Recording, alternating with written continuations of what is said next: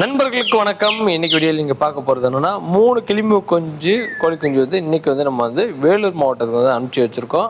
அப்போ பேக்கிங் பண்ணும்போது எடுத்த வீடியோ தான் நீங்கள் பார்த்துட்டு இருக்கீங்க. நேற்று நைட் 11 மணிக்கு தான் பேக்கிங் பண்ணேன். பேக்கிங் பண்ணும்போது பாருங்கள் எடுத்த வீடியோ இது. ஏன்னா காலையில் 3 மணிக்கு பஸ்ஸில் வச்சுருந்தோம், அதனால வெள்ளனே வந்து பேக்கிங் பண்ணிட்டேங்க. பேக்கிங் பண்ணும்போது நம்ம எடுத்த வீடியோ தான். ஃபைனல் அவுட்புட் இப்படி தான் இருக்கும், பார்த்துக்கோங்க. நண்பர்களே, மறக்காம நம்ம சேனலை சப்ஸ்கிரைப் பண்ணிட்டு பாருங்கள், ஃபாலோ பண்ணிட்டு பாருங்கள். ஒரு வீடியோக்கு ஒரு லைக் மட்டும் போட்டு பாருங்கள். நிறைய தகவல்கள் நம்ம போடுவோம். கிளிமூ வளர்ப்பு சம்மந்தப்பட்ட வீடியோ, கோழி வளர்ப்புலையும் நிறைய போடுவோம். வீடியோக்குள்ளே போகலாங்க. இந்த 3 சிக்கு பார்க்குறீங்களா, ஒன்று வந்து வெள்ளை, இன்னொன்று வந்து கடுக்கா பண்ணுறோம், இன்னொன்று வந்து மயில் கருப்பு. இந்த 3 சிக்கு தான் நம்ம வந்து பேக்கிங் பண்ணியிருக்கோம். இந்த 3 சிக்கையும் வந்து கிளிமூ கோழி குஞ்சுங்க. இதை வந்து நாட்டு கோழியில் சேர்த்து விட்டு வளர்த்தோம். அடை வைக்கும் போதே கிளிமூ முட்டையை தூக்கி நாட்டுக்குள்ளே அடை வச்சிட்டோம். அதனால் வந்து நாட்டுக்கோழிலே பொறிச்சு நாட்டுக்குள்ளே வளர்ந்துருச்சு. இதில் 4 சிக்கு பார்த்தீங்களா, அதில் 1 மட்டும் நாட்டு குஞ்சு, மீதி 3 குஞ்சு வந்து கிளிமூ கோழி குஞ்சுங்க. இப்போ இந்த பாக்ஸ் வந்து 2 பாக்ஸ்லேருந்து ஒரு பாக்ஸு கரெக்டான பாக்ஸை செலக்ட் பண்ணிக்கிட்டேன். ஏன்னா வந்து ரொம்ப பெருசாகவும் இருக்கக்கூடாது, அதுக்காக ரொம்ப சின்னதாக இருந்துடக்கூடாது.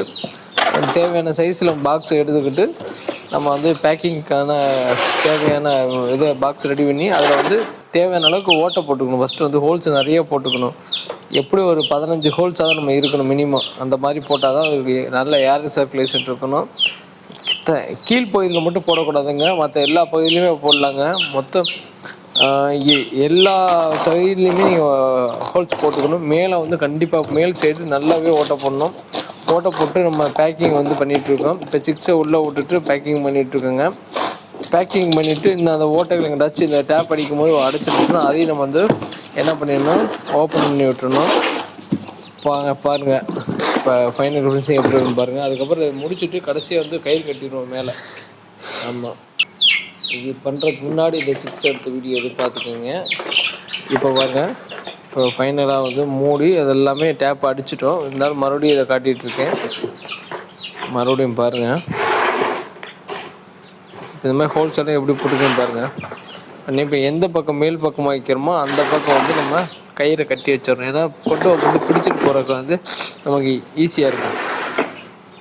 பண்ணியாச்சுங்க. இப்போ ஃபைனல் அவுட்புட் எப்படி இருக்கும் பாருங்கள், இப்படி தான் இருக்கும். ஸோ இந்த மாதிரி பண்ணியாச்சு. அவ்வளோதான் நண்பர்களே. அடுத்த வீடியோவில் ஏதாச்சும் வேறு ஏதாவது புதிய இன்ஃபர்மேஷனோடு பார்ப்போம். நன்றி, வணக்கம். பிரகாசன் இன்ஃபார்ம். மறக்காமல் சேனலை சப்ஸ்கிரைப் பண்ணிட்டு பாருங்கள்.